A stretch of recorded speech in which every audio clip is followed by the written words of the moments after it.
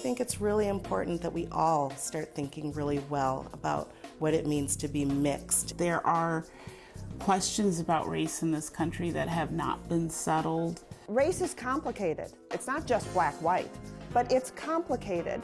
In terms of thinking about race, when I came to the United States, that wasn't on my radar. And I had a couple white friends, so I was a hunky lover. And then I had some black friends, so I was a nigger lover. One drop of this versus one drop of that, I think really has little relevance. There's so much strife depending on how light you are, how fair you are, how dark you are. I don't want our kids to go around saying, I'm white or I'm black, because they're not. They're both. It drives me crazy. They will ask you, what are you?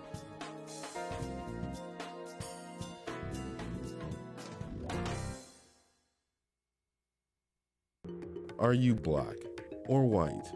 The questions, the comments, the stares, worrying about acceptance from both races? What's it like to be in the skin of biracial people? There's now a new sense of hope and acceptance, but still a long way to go. For biracial kids, they are living in a new era, having a president that finally looks like them. As kids, they're not yet tired of the dreaded, "What are you?" question, and can still give you a more direct answer. Indian, French, German, English, Irish, and I think that's all. So. It's all. And African American. I'm Irish and I Irish dance, but the rest of my family is from all around the world. I am half African American and Irish. My mom's black and my dad's white. As adults, what are you often becomes more than a question. It sometimes means a lifetime of labeling, pain, defining yourself to strangers and defending who you are. What does that mean? What are you? I'm human. I'm a person. Then they're like, no. Are you Spanish? Are you Italian? Are you French? Or what are you mixed with is another. Jody Alexander is a single biracial woman living in Milwaukee. What is she? An avid African art collector, dog lover, a great neighbor. I come and do it when I get home, okay? Okay. All right. Okay. Most importantly, a woman with amazing insight. I don't care if you're black or you're white. As long as you do what you're supposed to do, I think you'll be fine. Everybody, you don't have to be black or white to know what's right or wrong. Tracy Williams grew up in Milwaukee with a white mother and an African American father. When people say, what are you? And I have been asked that, well, what are you? People have thought, people who are from India have thought I was Indian when my hair was long and I would wear it back in a ponytail. They thought I was Indian. I've had people when I was in Miami think I was Latino. But when you ask me, what am I am biracial. My mom is white, my dad is black. If you want to get deeper than that, my mom is Polish and Welsh. My dad is, African American. She and her husband live in Milwaukee's Washington Heights with their 6-year-old daughter and 8-year-old son. If you were to just quickly ask me, I would say I was biracial, but I identify more with being black because that's what my skin looks like. Harriet McKinney is the executive director of the Milwaukee Area Jewish Committee. Having a Seder plate for the two leaders to have, and they could hold things up, I thought that went well. There is no such thing as race. There is only one race. It's the human race, and we're all a part of it. And the human race comes in a grand variety of colors, shades, sizes, ideas, thinking, regions, all equally beloved, but there is only one race, and that is human. This Jewish woman was married to an African American man for over 20 years and has 4 biracial children with insightful self-awareness. We're Jewish. We can't tell anyone likes well, you know, and we grew up in the Jewish community, feeling very Jewish, with loving relationships with people certainly outside of the Jewish community. But, you know, not only is it important to think about how a Jewish and African American person might experience racism different from an African American and Korean person, it's also really important to think about where in the United States we live. I'm not part this, I'm not part that. Half of me can't walk through the door and another half walk out of the door.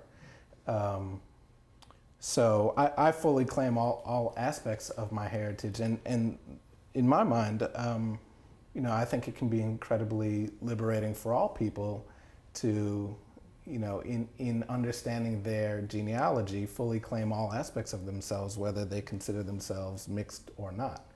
One of the ways that young people who come from mixed families get targeted sometimes is from a very early age being asked, well, what are you? Or in the African American community, what are you mixed with?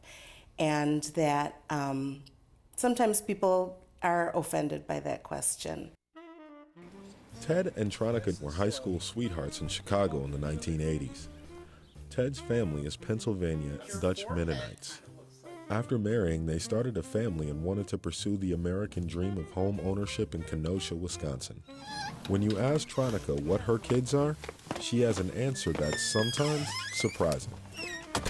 When we found out that we were having a child and we had this discussion about how do you raise a biracial child to celebrate both cultures, but at the same time remembering the actual world in which you live, we made the decision to say that these are African American children because that's how they'll be viewed in society. My son can't introduce himself to people and go, and by the way, my father's white, so, you know, treat me a certain way. That's, you know, unrealistic and, you know, could be detrimental anyway. So I've always stressed that yes, you're biracial, but the world will view you as African American. Daryl Lofton is African American and his wife is German. They are the proud parents of 4 beautiful biracial children ranging from ages 3 to 15 years old. I think that people really judge people just by the way they look, and they should do a little bit less of that and get to know someone better before they judge them.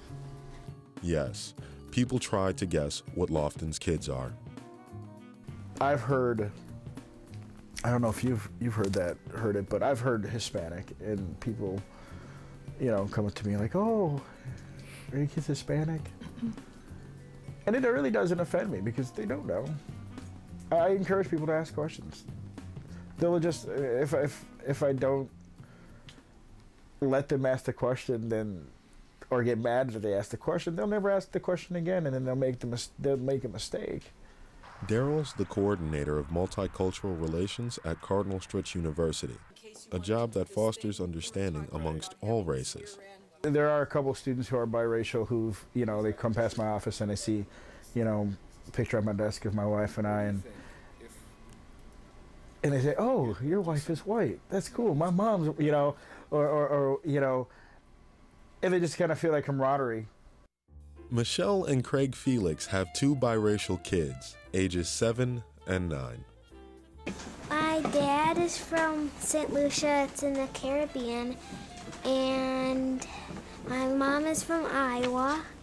That's from here.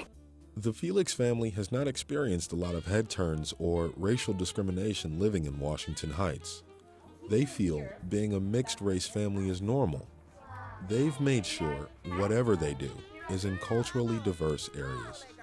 We knew that this was a diverse neighborhood and that we would just fit. I think we both just raising our kids to just, you know, just be yourself. Don't try to analyze everything that someone says to you, or, you know, I think my mother raised me to just treat everyone you meet, you know, with respect and go from there.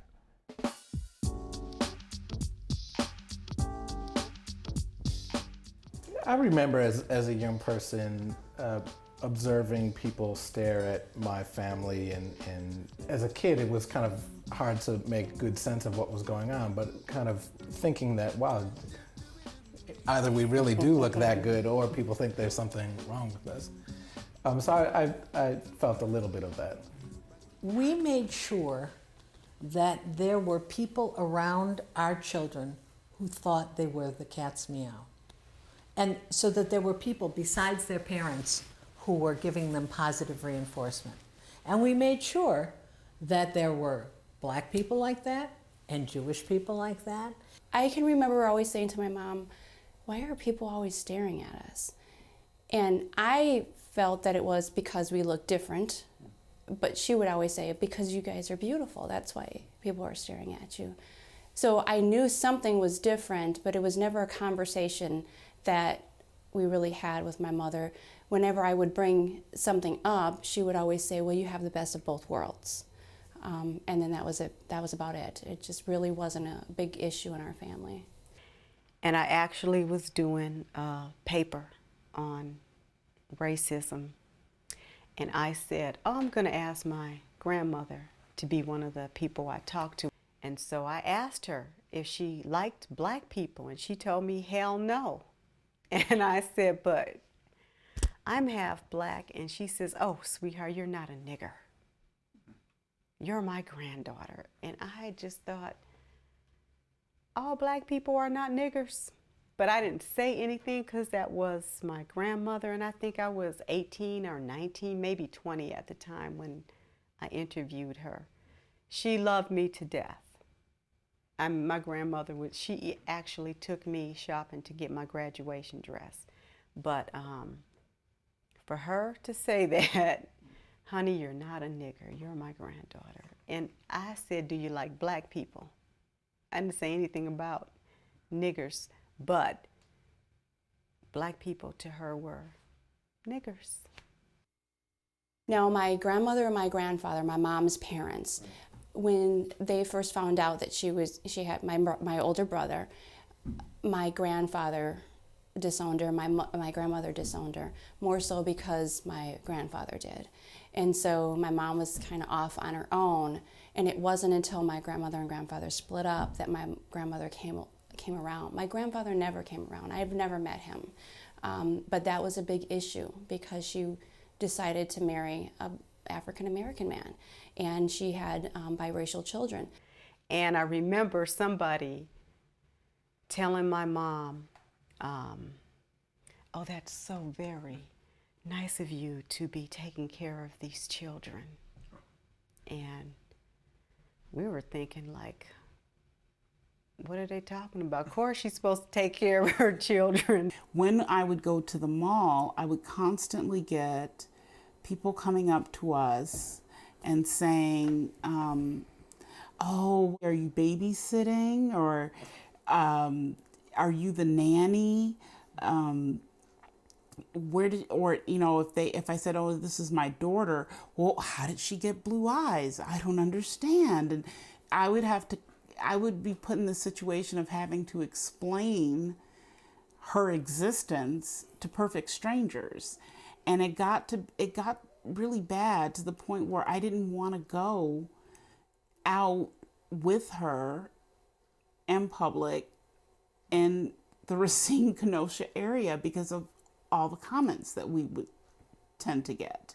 It would just be a little bit too much, as if we were a sideshow or just so out of the ordinary that people had to comment, they had to come up and say something. And it just got very tiring. I was taking the two boys to get their haircuts, and they called the people called our names, and they said, okay, it's time for Ted and his two friends to come up. So they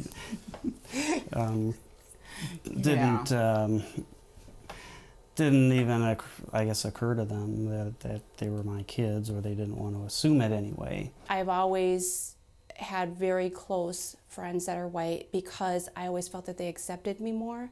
They didn't make fun of me, because in the African American community, if your hair is different, or if you have better hair, a better grade of hair, they make fun of you. I don't know if it's why, but I was just different. And so the white girls just accepted me for who I was, where the girls that were African American or black, they would make fun, a lot of them would make fun of me. And I can remember in high school, a girl that I thought was a friend of mine, I remember her saying, well, your mom's white, when she found out my mother was white, your mom's white, does she treat you like a slave? And I just thought, well, no, that's ridiculous, she's my mother. But it was just comments like that, and just feeling more accepted from the kids that were white. One of the things that used to make me cry was the older kids used to call me Nap, because my mother didn't really know what to do with my hair, and they would just really taunt me to the point where I would cry. And so finally, my father had a niece who used to braid my hair and then straightened my hair. And once I got my hair straightened, it was like, oh, I like this, but now I like it natural. I've noticed my children, like in the bathtub, they want to wet their hair down, and they have expressed that they wish they had straight hair. And that kind of is a little bit hurtful, in that you wonder, have I been raising my kids to be proud of who they are and what they are and how they look? And I want them, whatever they look like, I want them to be proud of how they look and who they are. I don't want them to wish that they had something different. They want to fit in.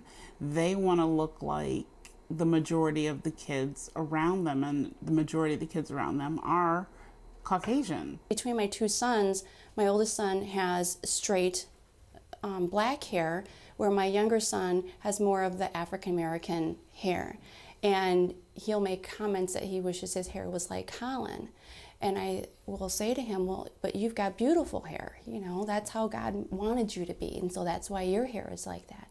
So I try to make it so that one is not better than the other. Just because you're different doesn't mean you're better than anybody else.